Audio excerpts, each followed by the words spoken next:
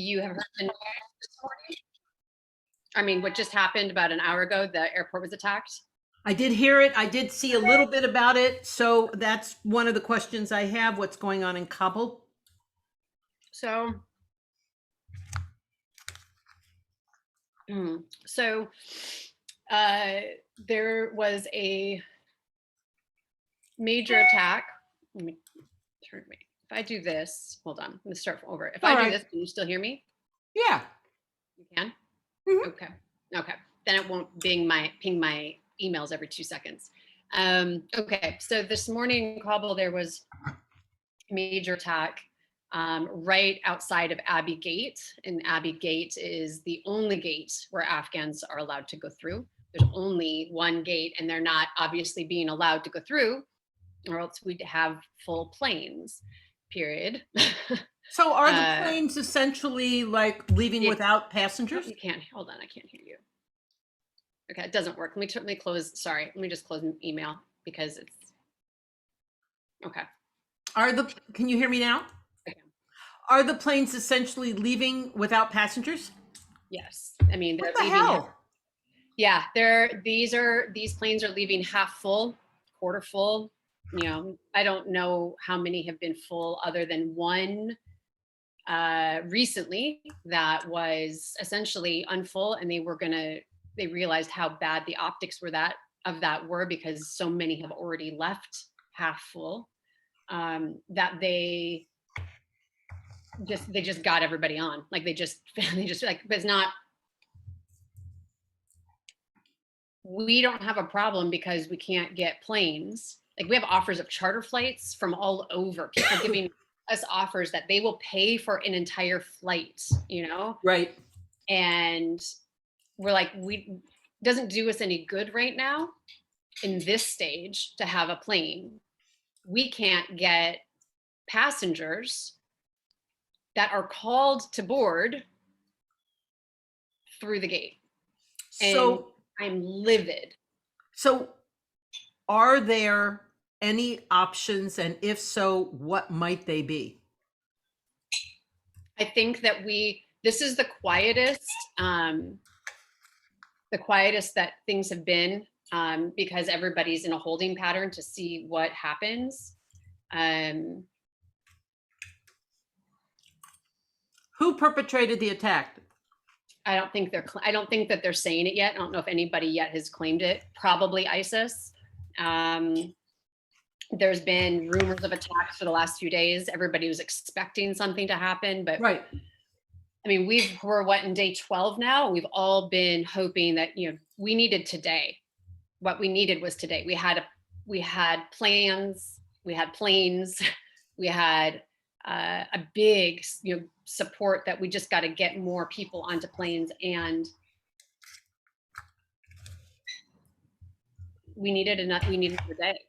What is the opportunity for a variety, not just the US, not just say NATO, not just the UN, a variety of nations to offer air support to get these people to the airport?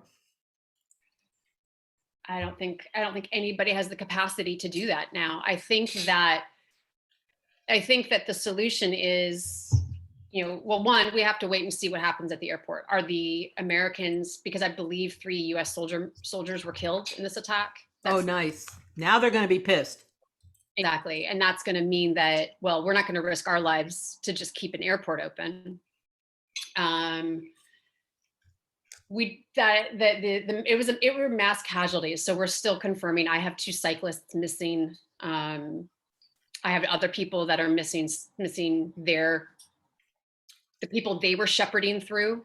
I mean, from the attack? Yeah.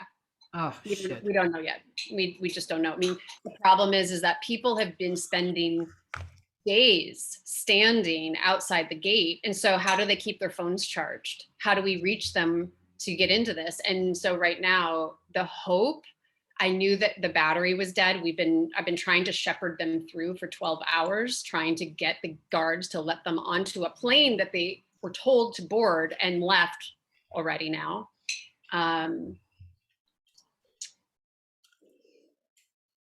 You know, Yeah, so they could have a dead battery, and they're just Okay, getting and that may be all that it is, but they were there. you They have were no there. idea. Yeah, I know that they were there. So you and I had an email exchange with somebody in the Middle East today, in Israel, which was very hopeful and offered some really interesting possibilities. There is an enormous community out there that wants to see this happen, to get these women out. I'm not even sure what to ask. It's just so bizarre. It is. So, I mean, right now, I've been working off of plan A, and so Okay. at the same time, preparing for plan B and C, as well as in parallel, reaching out to build a network of people that will support the long-term support that we need to do over the next 6 to 12 months. But we have a plan A, B, and C right now. And they're in various stages because it's going to be in flux based upon what happens over the next few days. But this was never a guarantee. We could have had an attack earlier. This was never a guarantee. We needed multiple options, and that's what we're going to have to look at. And that may mean that we have to fund safe houses, that we have to look at patients. We have to watch what was happening. There's just, and I have to be careful what I say, because yes, of course, but that's the reality that that many are, that we're all looking at, for all of us that are shepherding these our individual groups of this athletes, artists, filmmakers, colleagues, family, friends.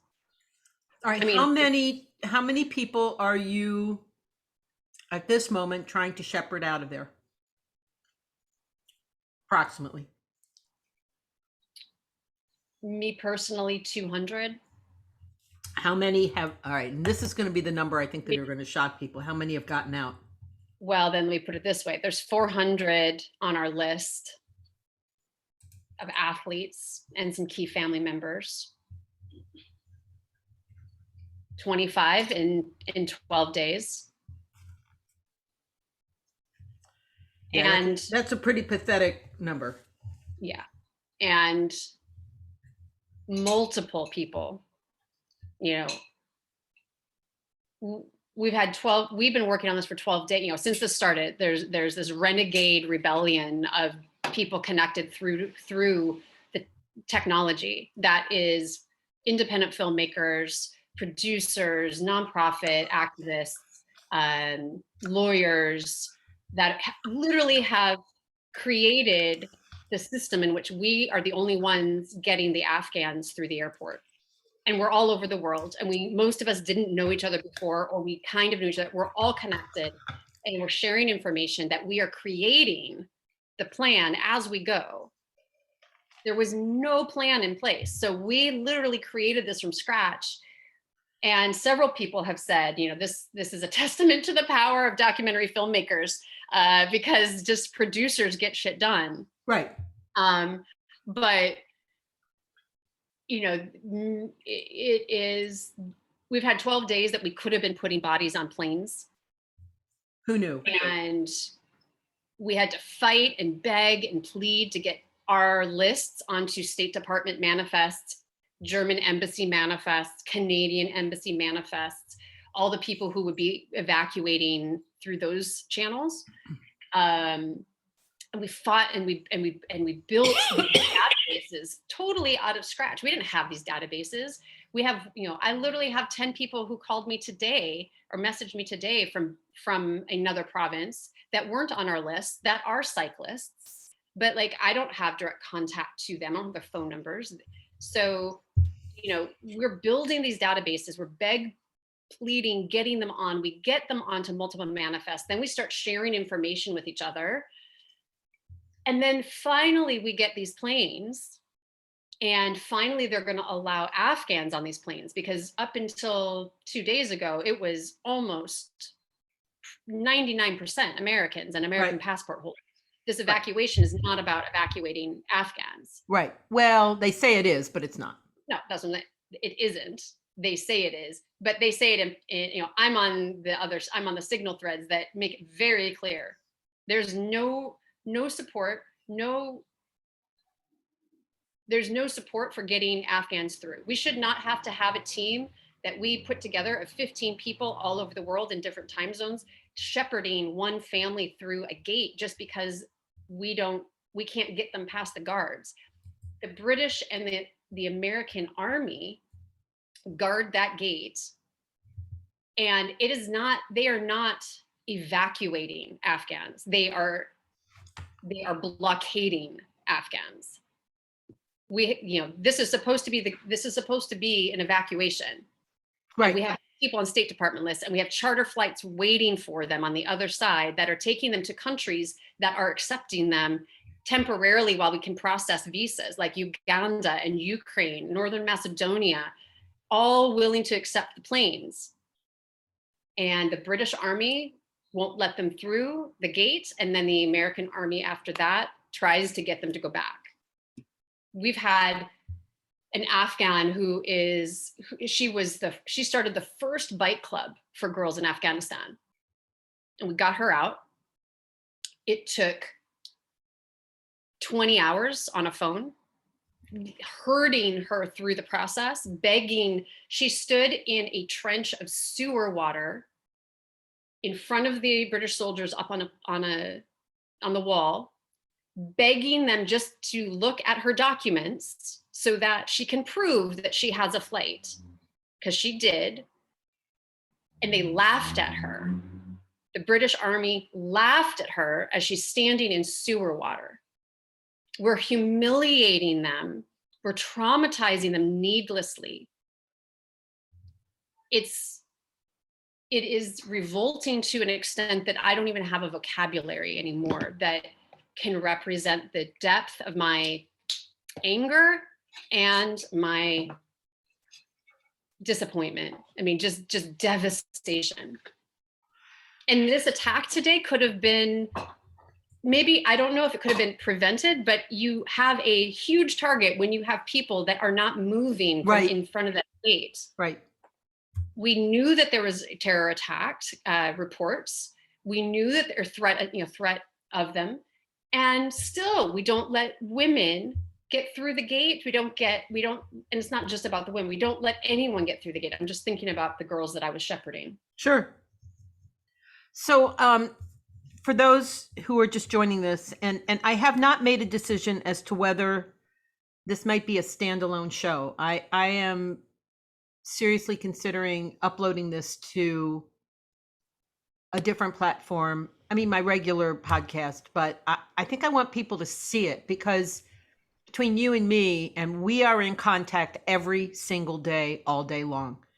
And some really cool things were happening behind the scenes that should have made it okay for these girls to get out, these women to get out. We had the way to get these girls out. We had it. And the fundraisers, and the money's there, and the tickets are there, and now I feel like it's a gut punch. It's a real gut punch. So I have a couple of questions that you may not be able to answer. One is about COVID. Yeah. Right. This is not helping. Exactly. So have any of these women been vaccinated? I would doubt it. Okay. But I don't know, because that is something that I wasn't following before this. We know that every country in which they're going to, they are being provided through the charter system that we have gotten out. They are being very well taken care of. They'll be in quarantine. Okay. They're being fed, and they're in a hotel, like a hotel type of situation, so that there is the ability to quarantine, versus what we saw with some of the earlier flights getting out, where they were essentially in a big camp, like in Qatar. I think it was Doha, I think, was one of the first camps. Germany, I think, had a problem where they're just in a holding camp temporarily, hopefully, but you can't quarantine. And so that's a huge issue for every place that they're going. You can protect the country that they're going into, but you can't protect them.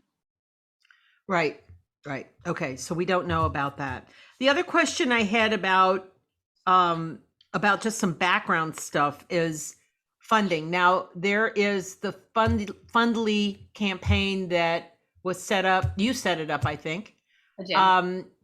Which I don't want to go into my rant about where I think it should be as to where it is today. Hundreds of thousands of dollars. It should be hundreds of thousands of dollars, and it's barely 44,000. And it is just infuriating to me that we have not stepped up as an industry Yeah.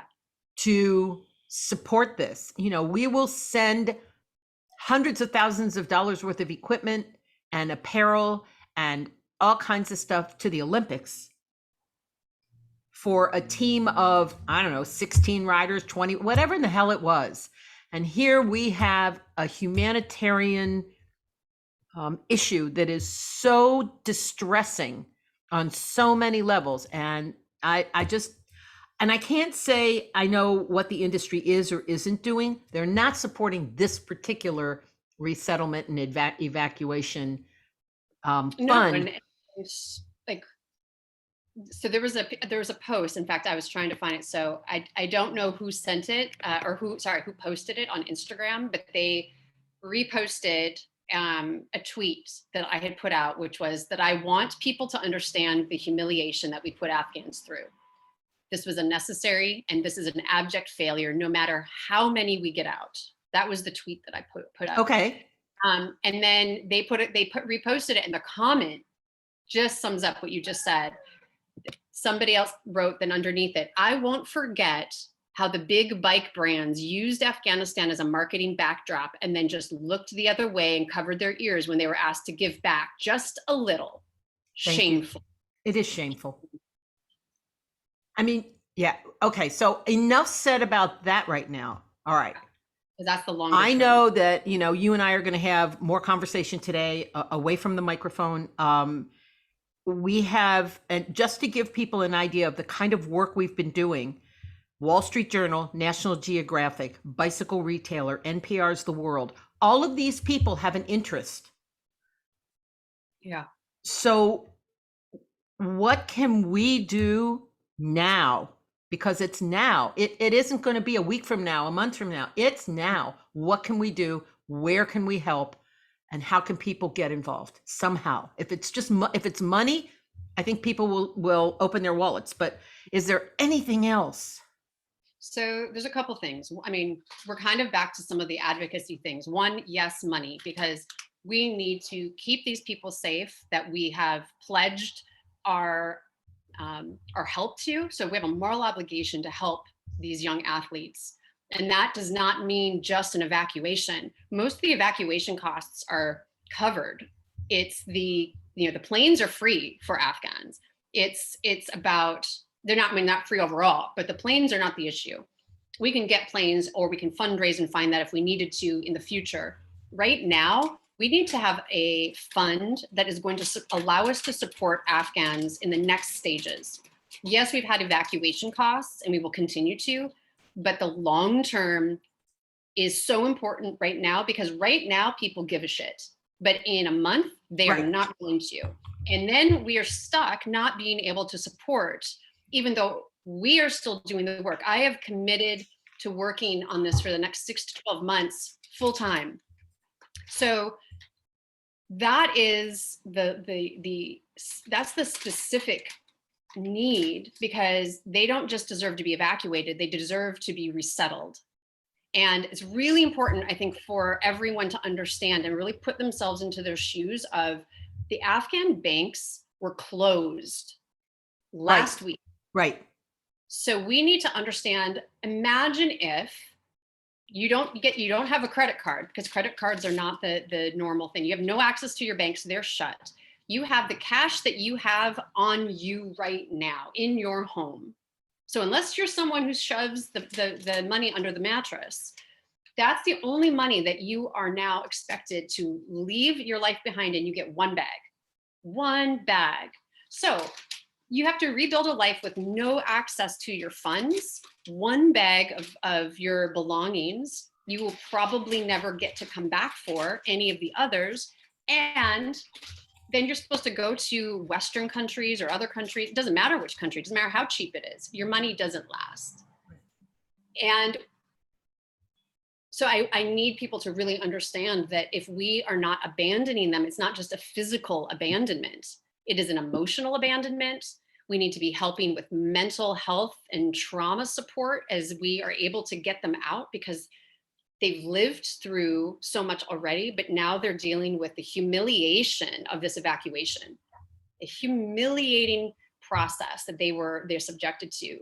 And so funding is not it's not the easy fix. It's not just like, well, I don't feel like I'm doing enough if I can't, or if I'm going to give, I want to do more. Right now, we need people to give. That is integral. We need to build a base of support. Second, and now it needs to blow past the goal that I've set. That's just peanuts, really. I mean, it we're is talking about hundreds of athletes. Even if we just talk about the cycling team, I mean, that's not just a handful of national team members. Those are multiple provinces of girls. So we need funding, and that is something that everyone can do, and they can spread the fundraiser. I am incredibly grateful because we have 2 journalists that have stated that any funds that they make from writing the pieces that they're making, they're donating it to the fund. no kidding. Yeah, we have,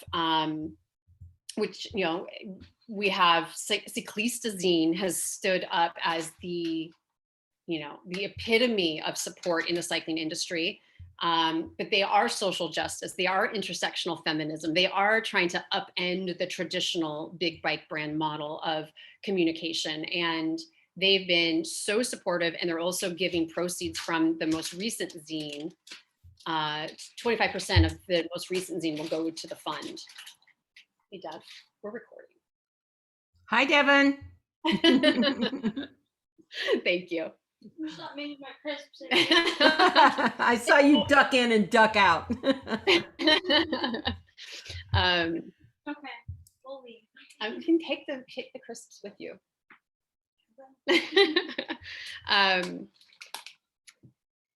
The second thing that people can do is continue. We know we're not going to get the extension of the airport. That was our first ask last week.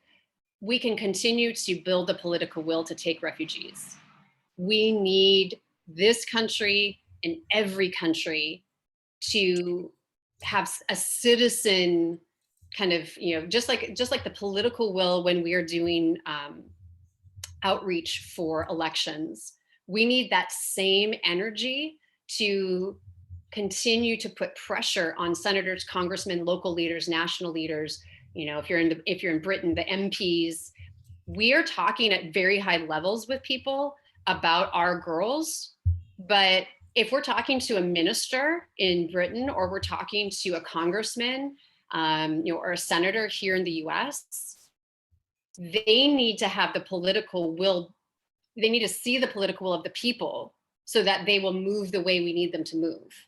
And we need to be setting up a pathway that we can rapidly relocate these people from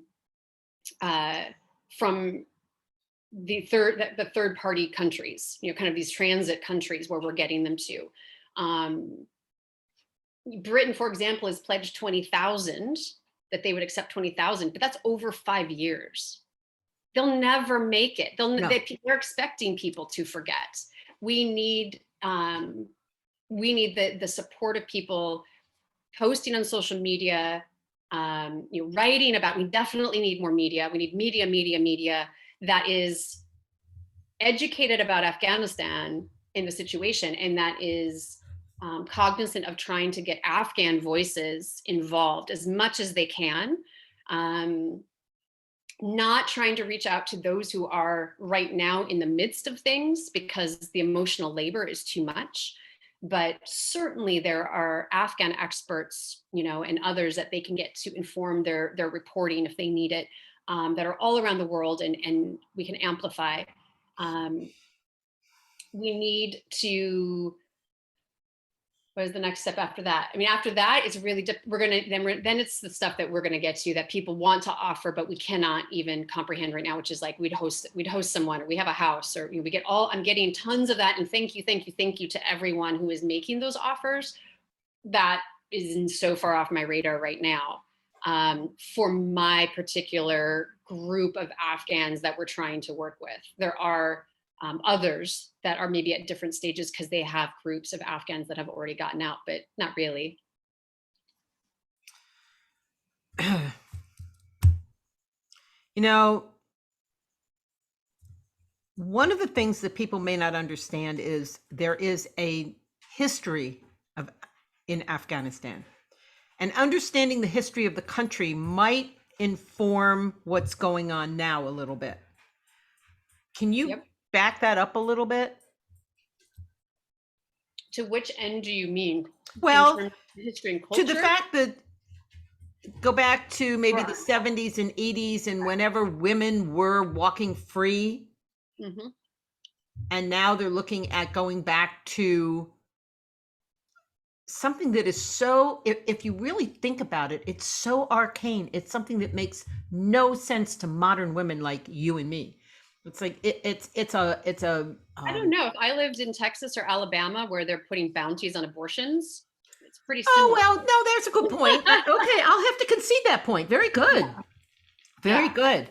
Or in Arkansas where they're trying to take medication away from trans kids. Okay. Yep. You're right. So, but I think we see it that those are some, I don't want to call them isolated, but they're more spotty. We're looking at an entire country changing it's almost like erasing modern times and going back historically to something that makes no sense to people like you and me.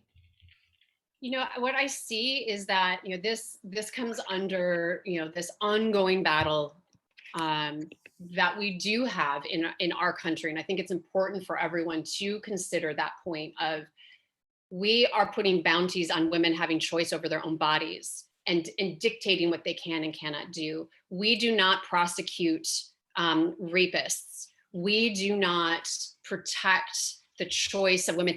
Girls get kicked out of school for wearing shirts with spaghetti straps.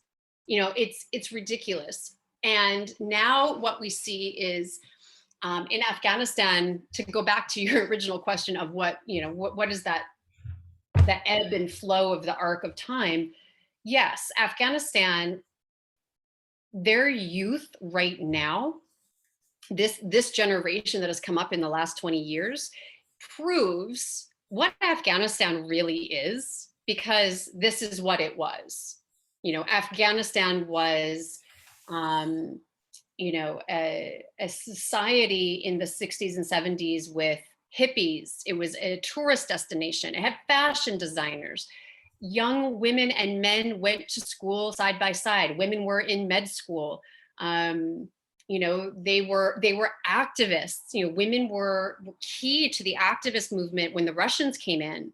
So, you know, we have to stop patronizing Afghan women as though they've never been free, or they've never been they've never had agency over their whole lives. They have, and they are now being targeted for reestablishing their role in society and fighting for, you know, the reclaiming of life. And yes, that makes them the target, and makes the men who have worked alongside them targets, their family members targets. And it's important. I think this is the other part that we need everybody to think of as a step in, you know, kind of one of their to-do lists is reframe how you think of the word refugee. Reframe that word in your vocabulary, because when we think refugee as this mass entity,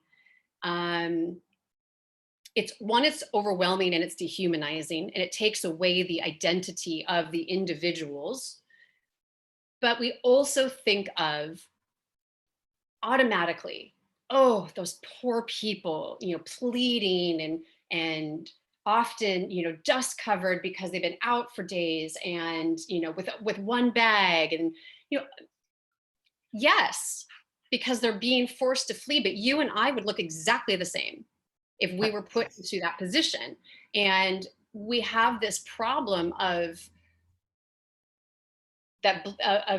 so Scotland, I'll give you the best example. Scotland is very welcoming to refugees. Now, they come under the UK in terms of what they're allowed to take in. They can't make their own government decisions on taking in refugees. But Scotland itself is very welcoming to refugees. They don't call refugees, they call them new Scots. And I love that. Yes. It's saying that you are welcome, you are part of our community, but you're new here. So we need to support you and we need to work to build community around you.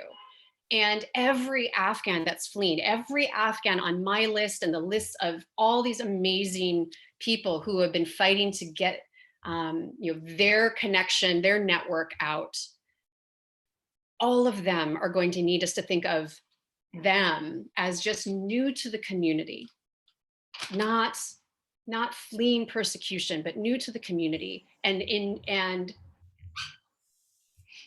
that they deserve the opportunity for joy, to play sports, to create art, to go to school. They do not deserve to linger in a camp or in a transit country. Excellent place to leave for further thought. So I know that you are 24/7 on this. I think last night you said, well, I think I'm gonna get a couple of hours sleep. And I'm like, you think? Maybe that's a good idea. I think it's important for people to understand that we can't. No, there is no rest. Right. Yeah. Until everybody's out, what's the point? So let's tell them about the support campaign and how to stay in touch with whoever you want them to stay in touch with. I mean, you already get like 8 million messages a day, I'm sure. Is there a central network for this kind of thing? That sort of, where's the underground? And Brian and my husband and I were talking about this last night, talking about during World War II, about the resistance and who was in the resistance and who, I come from a generation that's only once removed from the Holocaust. So, my father fought in World War II. And I always wake up and go, wow, how did I get this lucky to land in the US? And I'm white and I'm a girl and I'm educated and all of these things. Mm-hmm. And then I see what's going on in the Middle East, which is, sort of the bedrock of humanity. And yet there's no humanity. Yeah. I mean, that's a whole political discussion that we can get into, obviously. But I see, where you're going with that in terms of, all of us need to recognize, one, we all come from a refugee unless we are Native American. Right. Or Black and came from slavery. Right. We do not get to judge the situation of refugees, which we have been doing since since forever, but certainly since the Syrian refugees started. Right. And the Iraqis are fleeing, and the Syrians are fleeing, and the Kurds are fleeing. The Afghans have been fleeing in parallel with them. We have this incredible cyclist who I met up with in Lesvos during the height of the refugee crisis to help him on his way. He ended up in Sweden, but because of bikes, he has community, and he races at a elite pro level with the Stockholm cycling team. Bikes built him a community there. They look out for him. He's got a family that he lives with now because of cycling connections. So I think that we have to recognize that it could be any of us in a different situation. And we have a moral obligation to help Afghans, because we have historically, when we want to talk about historically, I'm tired of seeing the blame politically. Who cares at this point? We have to focus on Afghans, but this goes back. This This is not Biden or Trump or Obama or George W. This is Reagan. This goes back to the 80s. That's how long we've been here. And that's how long we have been creating these, the political and military problems that have been creating refugees. So we are to blame for the refugee crisis. We are creating refugees. We have been involved militarily since the 80s. So when we look at that, that's where our moral obligation comes from. But also, it really shouldn't matter. Geography, nationality, ethnicity, like these are members of our human species living on the same planet together, and borders just do not matter. Right. We need to help each other. Well, and when we talk about humanity, there is nothing worse than man's inhumanity to other men. And I don't mean that in terms of gender. I mean that in terms of species. All right, Yeah, Shannon. I think there's a reason I think there's a reason that you use the word resistance. And I want to just go back that super fast, Okay. which is you mentioned the underground, and that's exactly what has formed, is this renegade underground resistance that is digitally connected and that is literally providing the routes out to navigate Afghans in something that should not be necessary, Right. because they simply should be able to enter their own airport, and they're being prevented from boarding planes that we could get them out. I think there's going to be a lot of questioning about what the British and American people are thinking by preventing people from getting on planes who, number one, have tickets, and number two, who have been vetted already. It makes no sense to me. I hope that there are congressional hearings, and I want to be there, and I want everyone that I've been part of to be there, because I don't want it to be military voices only. The resistance that has been formed needs to be part of these, because we're the ones that were getting the Afghans out, and we're the ones that saw the failings, and we're the ones talking about the specifics of the failings so that we can fix it, and then in the next hour have a new approach. And we've been doing that over and over and over for 12 days, nonstop, 24/7, around the world. Right. Well, eventually we're going to break through. I believe that that's going to happen. Inshallah. And I think you have to keep that kind of belief in your heart so that you can get up every day and keep doing it. Yeah, that's why we have plan B and plan C. And if we have to maybe plan D. I mean, we might get to plan Z. I don't know. We might have plan Z, and then we got to start with, double A, double B, double C. Right. I don't know. I hope not. I don't know. I hope not. I hope not. All right. Well, I will talk to you later. I wanted to do this update. It's day 12.